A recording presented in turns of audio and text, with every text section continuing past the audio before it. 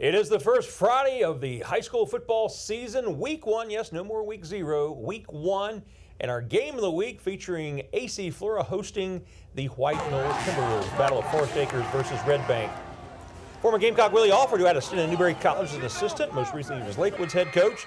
Making his debut as AC Flora's head coach. 3-0 Falcons in the second. Zion Gaddis gets the call for the Falcons and he scores. 10-0 AC Flora.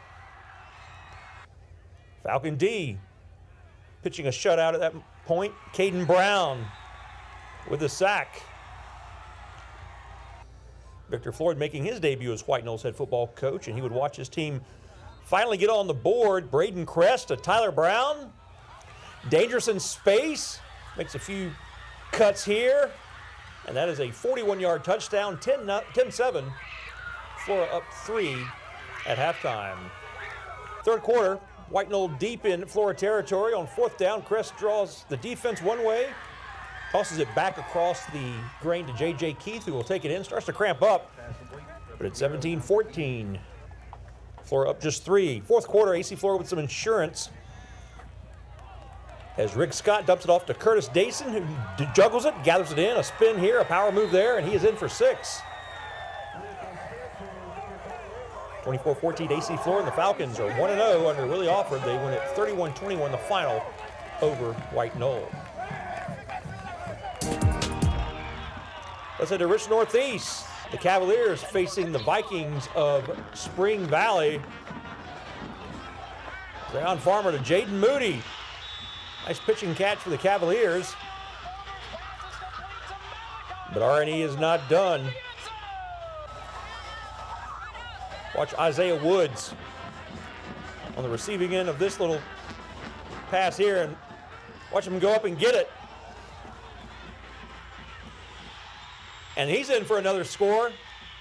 And RNE rolls 38-7 over Spring Valley. Over to Wildcat Hollow, where Lexington taking on Midland Valley. After the Mustangs go 3 and out on the opening drive, Wildcats are going to have some very special teams. Lexington blocks the punt. Caleb Schrott picks up the loose ball for the home team. Ensuing drive, Easton Crocker hands it off to Noah Dunn, who finds the hole for the easy score. 8-0 Wildcats after the 2-point conversion. Next Midland Valley possession. Mustangs going for it on fourth down. Quarterback Xavier Jeter pitches it to Preston Smith, who coughs it up. Lexington recovers. A little later in the first quarter, Mustangs driving again. Jeter keeps the ball, turns on the Jets, and scampers in for the score. It makes it 8-7. Midland Valley wins a shootout, 49-42 over Lexington. Let's head to the Swamp.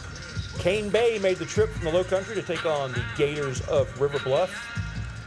With about a minute 20 before half, Gators up 20-0. Quarterback Davis Taylor on the keeper, weaves through traffic, and he will barrel through a defender at the 5-yard line. Down goes one Cobra. Next play, Caleb Pinckney on the handoff, lays a big hit on another Cobra, gets in for 6. Gators will make a 2-point conversion to make it 28-0. Caleb Pinckney for the River Bluff touchdown. Jumping to the third quarter, Gator D shows its muscle. Colt Manley with the strip sack. Brady Williams picks up the loose ball to set the Gators up in great field position. And River Bluff goes on to win it. Impressive victory, 41-14 over the Cobras of Cane Bay. At W.C. Hawkins Stadium, the weather clearing out. That's a beautiful sight and a beautiful night for football. Jaden Bryant, the University of Miami Hurricanes commit, ready for his home opener. The sticker says so. Rock Hill's Jonah Young is sacked by guess who? The aforementioned Jaden Bryant with his first sack of the night. But the Bearcats of Rock Hill respond as Young will find Jalen Culp for the first touchdown of the game. And Rock Hill showing some defense of its own as Jason Culp sacks Britton Davis, forces a turnover as well. More from the Bearcats as Young this time will find Devin Irby out of the backfield, and he will score as he gets loose. Rock Hill withstands an Irmo rally and wins it by a final of 24-14. Chapin on the road to Lugoff-Elgin. First game for the Eagles under new head football coach Corey Helms, previously at Pelion, former Gamecock offensive lineman. Both teams taking the field in Kershaw County for the first time this season.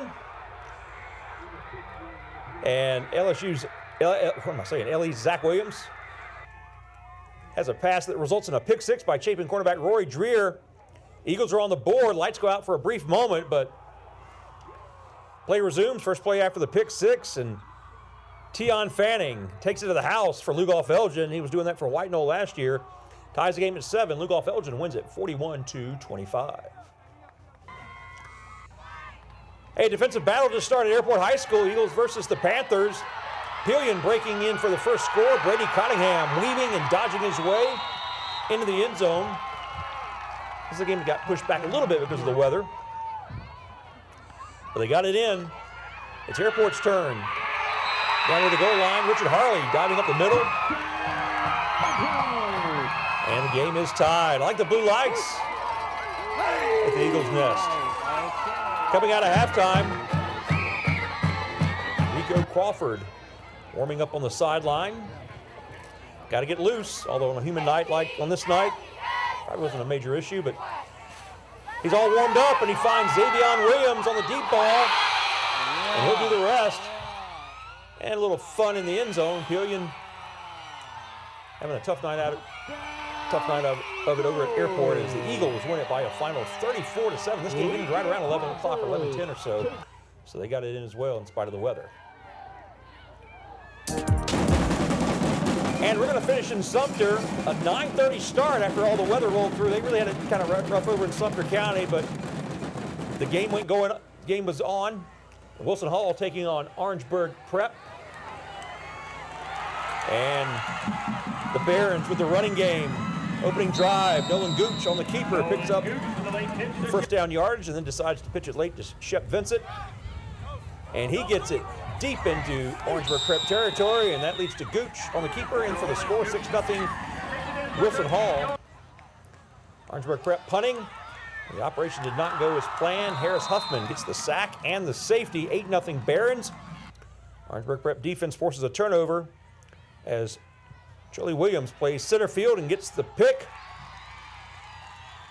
But Orangeburg Prep could do nothing with that on that possession. Wilson Hall will get a touchdown here by Shep Vincent. They like the misdirection, and it nets them a score, 14-0 at that point. And right now it is 44-0. Wilson Hall leading Orangeburg Prep with about 7 minutes left in the game. So a late night over in Sumter as Wilson Hall on its way to going to 1-0 on this season.